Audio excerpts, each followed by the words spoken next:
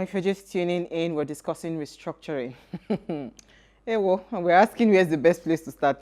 But from Dele Faro to me saying that we are far from restructuring, that's not even our problem right now.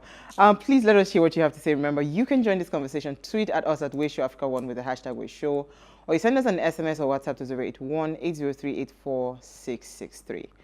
I mean, we are over 200 million people. I mean, even if you are listening to that long version of Pastor Paul's video, I mean, it was saying that even the census itself, it does not trust it. Like, I don't understand, if we want to practice true federation, for instance, why can't we just wake up to say, you know what, let us become really the federal republic of that. We are practicing true federation where, every state is empowered and the centers just devolution of power. Jesus, you know what? Let me just bring in our guest. You see, you had a question. I'm tired. Same for me. I am tired. I am absolutely tired. And you know what? Dele Faro, to me, help me out, because a lot of people are afraid. I know so many people that are relocated. My pastor is no longer in this country. He preaches from abroad, I mean, I know many people that are moving their children outside the country. I'm also considering it because, I mean, where we are right now, there's really nothing. Everybody's afraid. You talked about Lagos State. The state of insecurity has tripled. Like, it's really bad. It's spreading. It's spreading so fast. People think this insecurity is in the north. No, it's everywhere.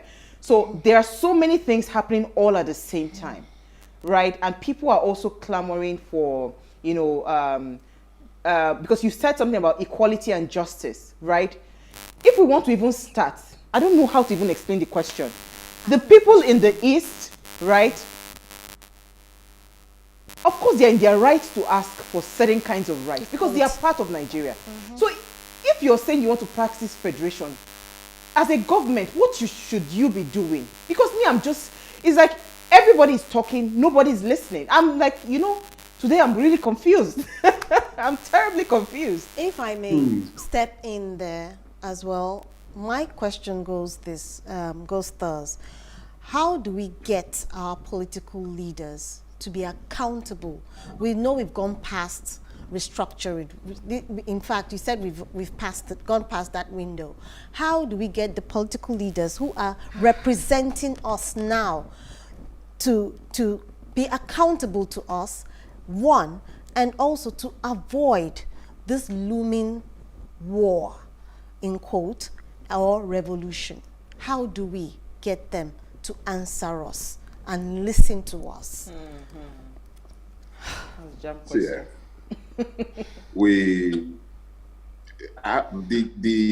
beauty of the human brain is capacity to resolve problems, however complex they might be. But the first step is to ensure that you correctly diagnose the problem itself. We have very deep problems. But the very first of those problems is the fact that, as I have said earlier, we are not a country ruled by law. There must first of all be the establishment of law and order in Nigeria. Law and order in the sense that each person must understand that whatever right they expect to enjoy, they must be willing to concede to the other person.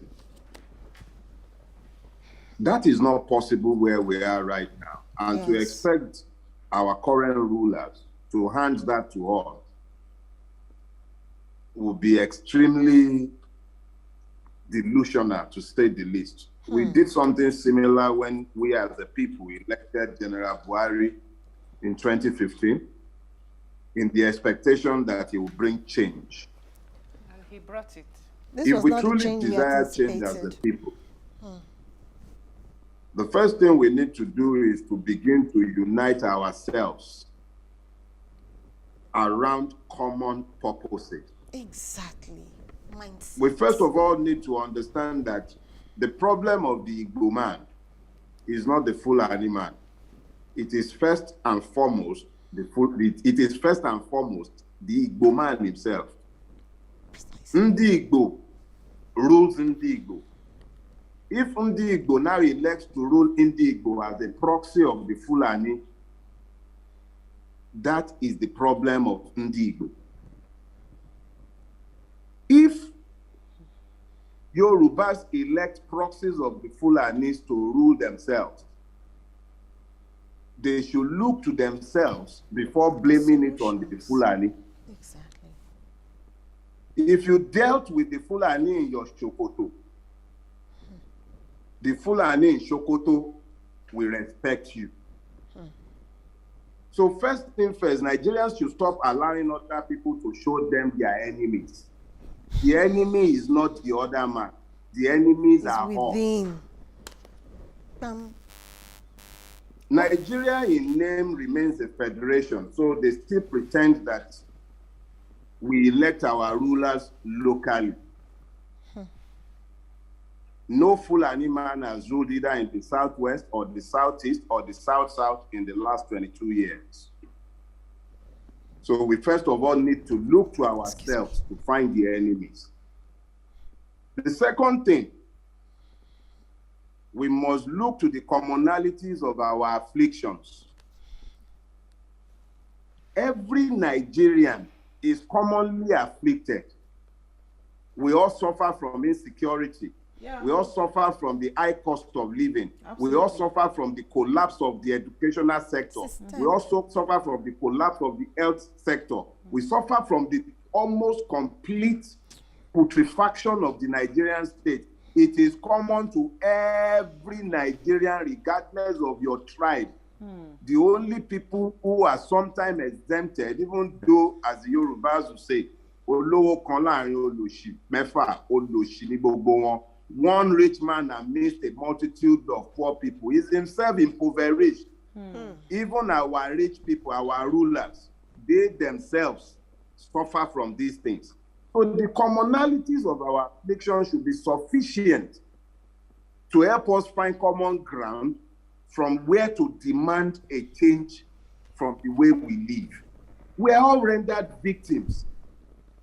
But we concentrate on, no, it's the Fulani man, it's the Muslim man, it's the Christian man, it's the Dom man. We blame everybody for ourselves. It is only when we have done this, united ourselves behind common purposes, that we can isolate those who have enslaved all of us. So without uniting, we'll end up in a war, whether we like it or not. Yeah. I think it was that unity, yeah. I think it was that unity that we saw play out a bit during the EndSARS, where, you know, the young people like us came together and there was a common goal. And I think that was what shook because for the first time, we were not divided across religion, we were not divided across age, ethnic, and all of that. There was nothing like that. It was just a common goal, and we needed to just end SARS. I think that was the... Oh, okay, I think he cannot hear me. Dele Farotimi, can you hear me now? Can you hear me now? Oh, we're losing his audio. Okay, you know what? While they're trying to reconnect with him, Nami, you have a question? He's back. Okay, I think he's back. Dele, can you hear me? Yeah, but okay. Yes, I can. There is some sort of static on the line, but I can work with it. Okay. Oh, so sorry. I think it's coming from my microphone. Lami, you had a question. So I was going to say, people have advocated for regional government, saying if we go back to regionalization, things will work. But from what you have said, you said, from the present state of things, even not from what you have said, Yoruba governors rule Yoruba land, Igbo governors rule. So why is it that we are still in the same problem? So does it mean that if we now go back to regionalization, it's still going to be the same problem? No. Don't let's misunderstand ourselves. Okay. You have a structure that has rendered the rulers unaccountable to the ruled. The current constitution does not flow from the will of the people. And because it does not flow from the will of the people, the governors can be buying people's votes for as little as 5,000 naira. In Ondo State, their last election, they had a slang, the Bosebe. That was because they were selling their votes for the price of a pot of soup. But that is also because the vote had no value. It has no value any longer in Nigeria, regardless of what party is in the office, because they are not accountable to you. they loot. Government exists just for the rulers to live in style. It's not for the people anymore. So when you speak about regionalization, let's be clear that that was the last agreement between the Nigerian people. What formed the Nigerian state in 1960 was the agreement that we should have federating regions. Those federating regions could have become independent states in their own right if they had refused to become part of the Nigerian Federation at independence. The Independence Constitution was further amended, and in 1960 and 1963, a fourth region was created. We grew that constitution that we developed at independence in 1960. So as at 1963, the will of the Nigerian people, as expressed by the constitution, which they wrote for themselves, said there should be 4 regions. Those regions were strong, they were autonomous. Today, you don't have a federation any longer. You have a federal government, and it is only federal in name. What it is essentially is a unitary dictatorship that has been forced on Nigeria since the second coup of 1966. So please, the fact is that a return to regionalism is nothing revolutionary. It merely means we return back to where we were before the military bandits took power in 1966. So let's be clear about that. A return to regionalism is the minimum, is the barest minimum that shows a willingness to listen to the people, especially oppressed people of the southern part of Nigeria and the middle belt, and almost the constitution we have right now works for nobody except the rulers. Okay, nobody else. So a return to regionalism is nothing revolutionary. It is merely a return to where we were. Okay, Julie Paratumi, so I was going to ask you that when we come now, and you say we bring in all the stakeholders, right? We say they bring in all the stakeholders and we say this is exactly what we want. What gives that this government or this elite that have done this structure to favor them, what gives that they would allow that document to fly and let it become a new constitution when we do not even trust that, you know, they mean us well? They just want to continue to sit at the corridors of power and continue to enjoy things, you know, even at the at the detriment of a looming implosion that this country might implode on them. They are still willing to continue like that. So what is the guarantee that they would accept a document if it eventually happens that, okay, people come together and all stakeholders come together to bring this new working document? Let me say this. I have never expected that the oppressor would happily loosen the chains of the oppressed. People have talked about 100 million Nigerians changing the mind of the 20,000. There's no need for 100 million. There's no need for 100 million. 2 million committed Nigerians, 2 million committed Nigerians will change Nigeria. It is up to those of us who have been speaking Dogon Turenchi, because the time is coming now when there will be, even you are sat there now because there's still relative peace.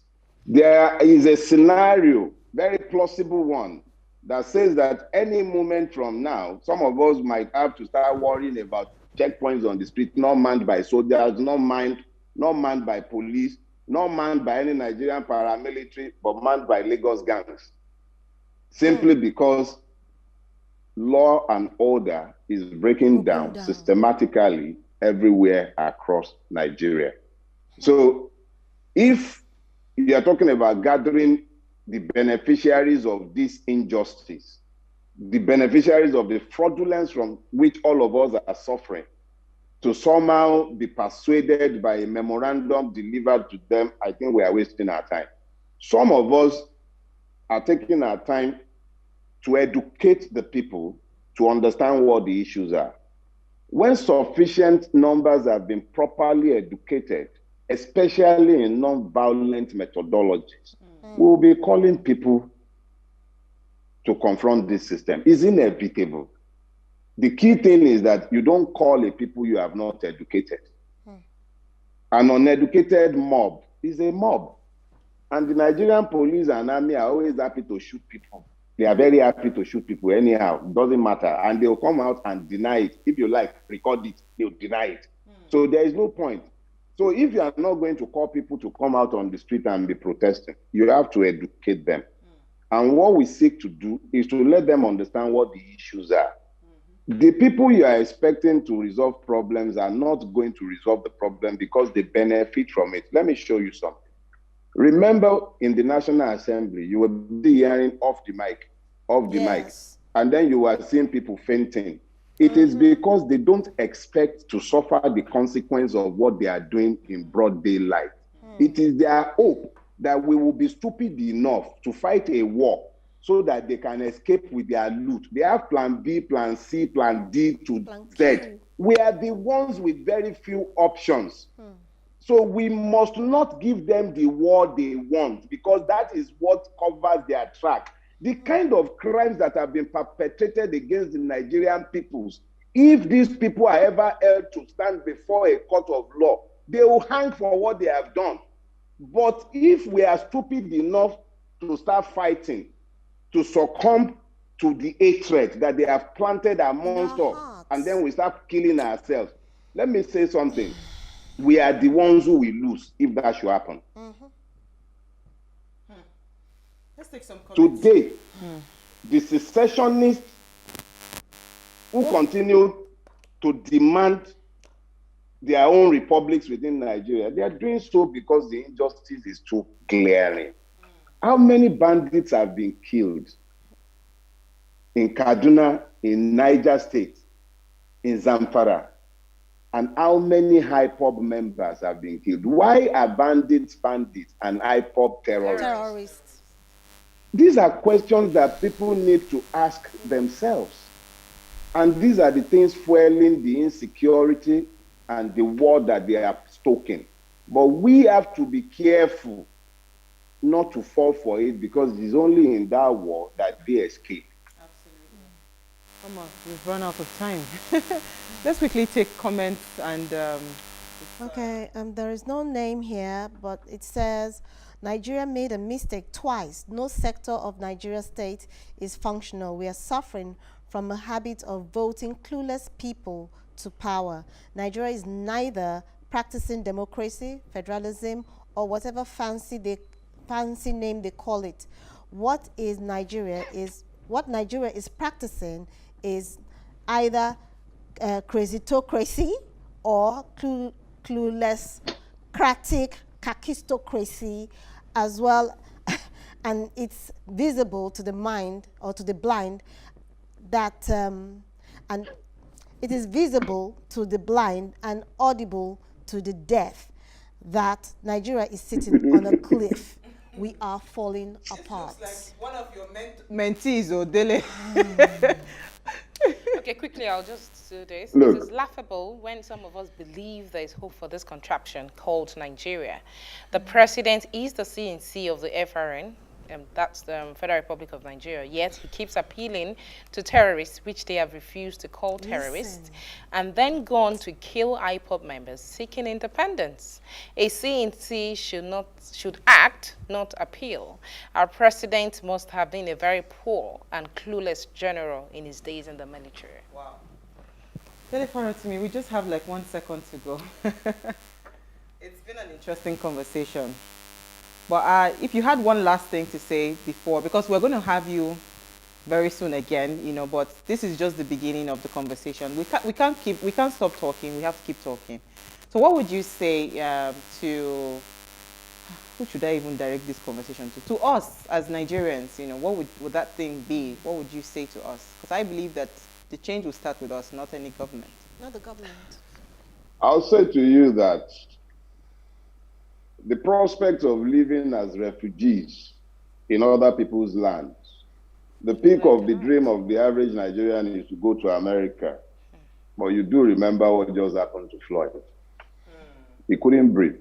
A lot of Americans, black Americans, they can't breathe. And it's not only in America, it's the same in Britain. Everywhere outside of Nigeria that the black man runs to is a vagabond. If we are not to be rendered a nation of vagabonds, we are going to have to find the spine to stand up to this evil system and the even more evil rulers. If we don't, we should be prepared whether we are going to be swimming, as Pastor Paula has said, or boarding Okada, because it's coming if we don't stand up. Absolutely. Thank you very much. Thank you so much. so much. All right, so this you. has been an interesting conversation. Like we said, this is just the beginning. We're going to have more of this, you know. So in case you missed today's quote, here it is again. It's not about bombs. It's not about a revolution. It's not about bombs or what's it called? Or no. The revolution we're asking for is not about bombs, yeah, and pistols. Do not Violence. make yes, they don't. The sword of revolution is sharpened on the whittle stones of ideas. So let's find ideas to be able to, you know, get our country running as opposed to violence. Violence is never the solution. So we'll see you live tomorrow at 8 p.m. as we bring another great conversation to your screen. Enjoy your evening.